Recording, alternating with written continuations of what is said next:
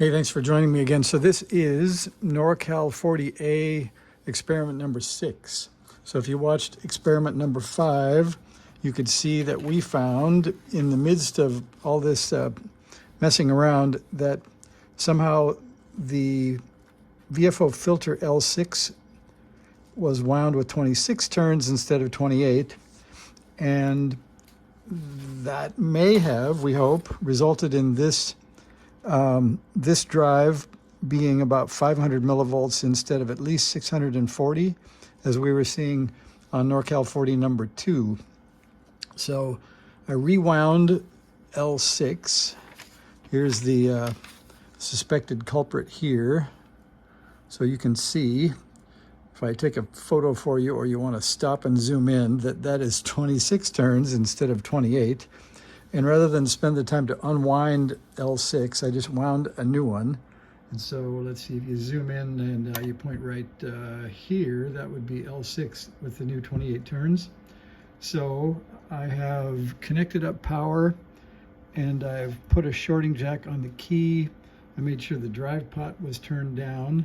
So we will zoom back, and the idea here is to hopefully get more than 500 millivolts peak to peak, which is what we had before I pulled out L6. And you can see I've removed it, rewound it, replaced it, and we're ready to give this a shot. So we'll zoom back, and I'll grab the scope probe, and we need to find R11.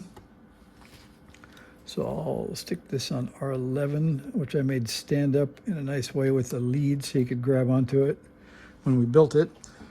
Okay, then we got to get to not the 10 volt per division scale. Oh, already a lot better. So there's the 500 millivolt scale. And if I bring that up and this over to the middle, there's a volt. So sort of 1.2, 1.3 maybe. So a huge improvement. And that's kind of a surprise because I haven't peaked that yet. So let's find the metallic, non-metallic screwdriver, which is quite metallic, but we'll see how this goes. So this is that filter. And it was actually, I guess it was pretty close. So now it's maybe 1.4 volts, I guess. So that was a lucky peaking.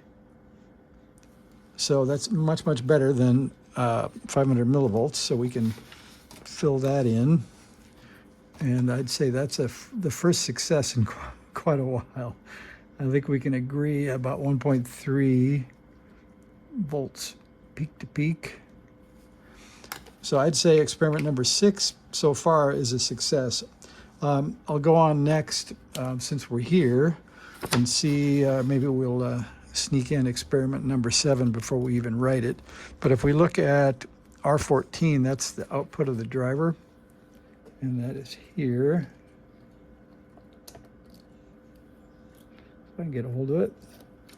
Oh, I missed it. Okay, that's that. So that is measured right here, which is also about a volt or so. So at least now the driver actually has some output. Now we have to carefully, without blowing up any transistors, turn up the drive a little bit and see what happens. Oh yeah, now there's drive voltage to beat the band. So we'll be careful because we need to make sure we don't go too far on the output. So let's go see what the actual output of the rig looks like. By the way, it hasn't looked like anything before, so this is huge. So we'll move the scale up a bit here. Try the drive pot. Oops. Okay, we better go up to 2, maybe 5. So I think we might call a huge success. So we're over 10 volts peak to peak right now.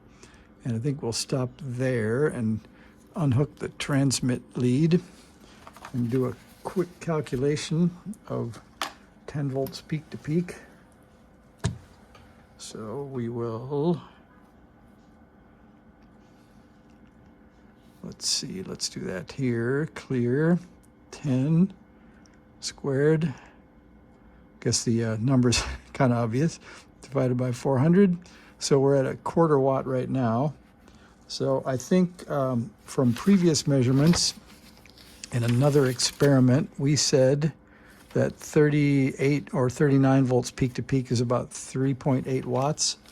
So let's maybe not go quite that high and see if we can get something like that to happen here. So the debug all along for NorCal 40 number 1 looks like it was incorrect turns on the transmit buffer filter. So we'll turn this up a bit and see if we can get to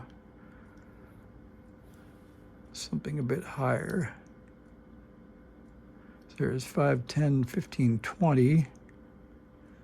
I'm pretty much thinking that's about all we want to get to. So that's about where the drive pot is at about 80 or 90%. I think that's plenty good. We'll call that good. Let's see. A little bit of a fat trace, 5, 10, 15, 16, 17, maybe 18.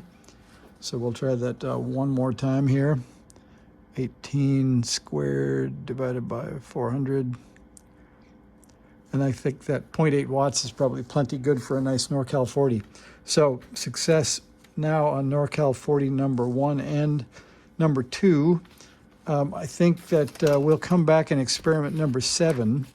And there's another discovery here was that there's a cap that should have been 5 picofarad, C31. It's actually an 820 on this transmit only board that we built. So the next one will be reduce that cap and see if it makes the transmitter a little bit more well behaved. It tended to go up to close to 5 watts and heat up its driver really quickly with very touchy measurements. So thanks for watching. Longer than usual, but we have success on NorCal 40A number 1. See ya.